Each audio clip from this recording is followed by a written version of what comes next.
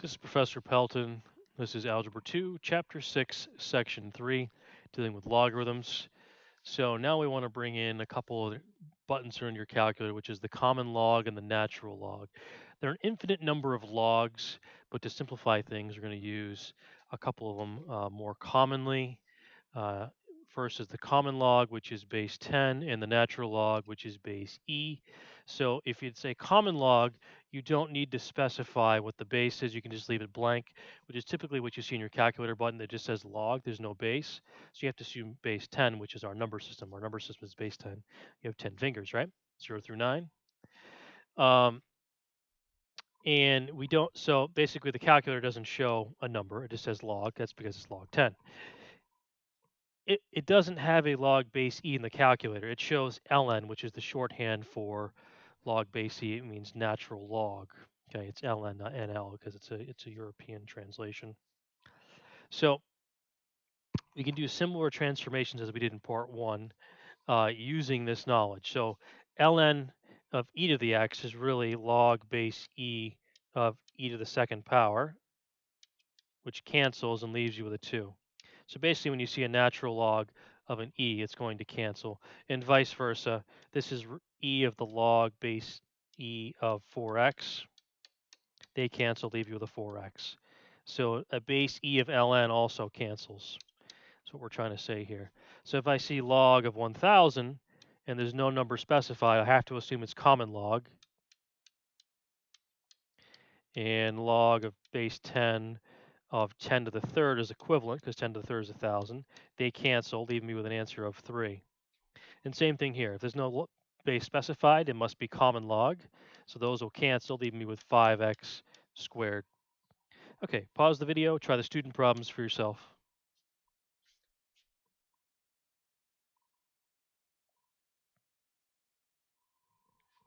Okay, so these are going to cancel, leaving me with 7x squared because ln is natural log, which is log base e. E cancels natural log, which is 7. This is really log base 10, and 100 is really 10 squared. So that leaves me with a 2 as a final answer. And those cancel since that has to be a 10, and leaves me with 5. Okay, let's talk about domain and range. Or just domain here. We'll verify with a graph too to kind of prove it to yourself. But we won't do that long term. So domain is input, right? Left and right on the graph.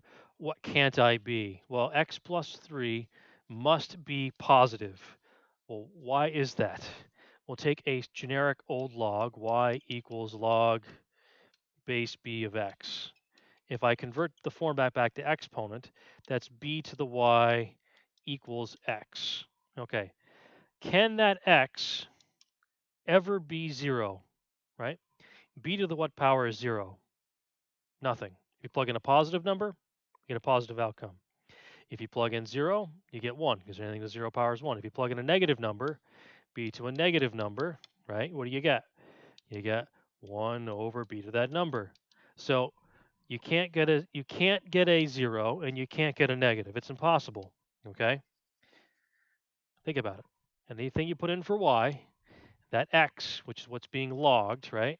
That's what's being logged. That outcome is not going to be negative, is not going to be 0. So cannot be 0 or negative. Pick any exponent you want, positive, negative, or 0. Okay, thus x plus 3 must be greater than 0 as the outcome, whatever I plug in for x. So if I solve that, x must be greater than negative 3. Therefore, my domain is negative 3 to infinity, not including negative 3, hence I use parentheses. Okay? Did it matter what the base is? It does not. The base is irrelevant. So we'll go to the graph real quick and we'll check that. We shouldn't need to for all of these, and I won't. So that's a log. I think that was a base 4, which is really irrelevant. And x plus 3, enter.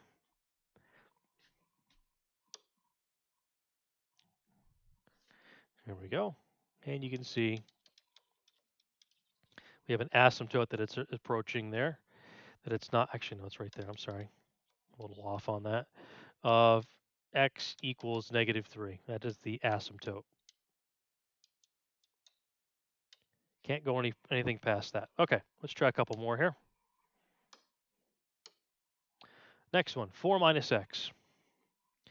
Well, 4 minus x must be greater than 0. So if I minus 4, negative x must be greater than -4.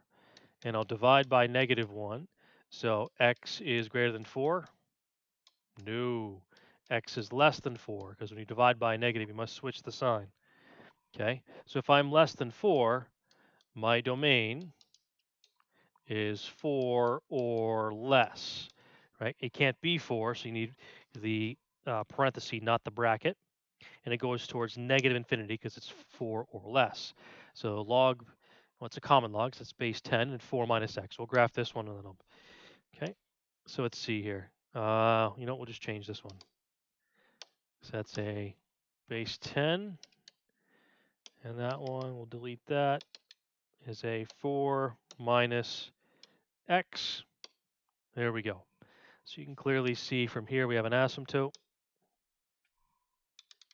Oops.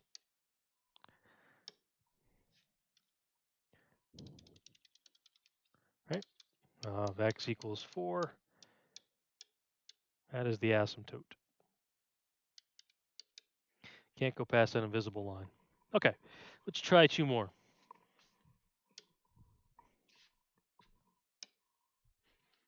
Okay, next one, the natural log of x squared. Well, that's just log base e, so don't worry about that. Because again, the base is irrelevant.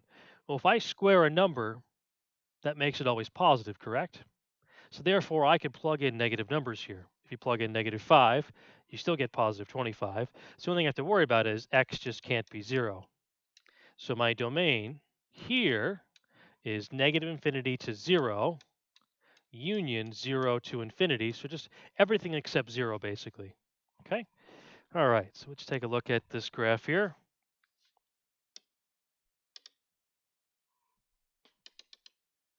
Oops. Sorry, I screwed that up. Hit the wrong button. We'll just start a new one. That's okay.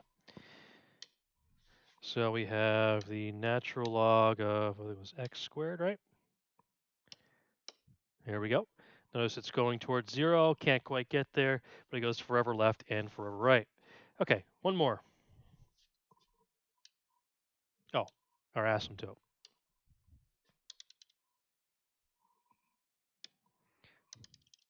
Our vertical asymptote is x equals 0. Okay. All right. Last one. So there's a multiply by 5 on the outside, which is really irrelevant.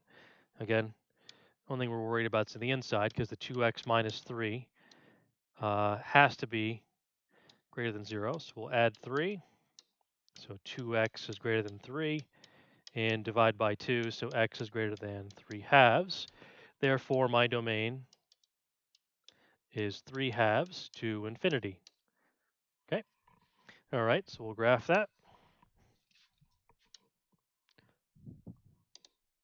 So I believe there's a 5 in front, right? It was 5 times, and the inside was 2x, it was minus 3, I believe, correct? There we go. So it's a little harder to tell here.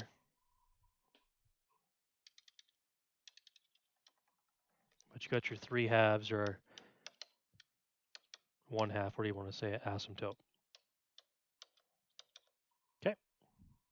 Okay, pause the video, try the student problems for yourself.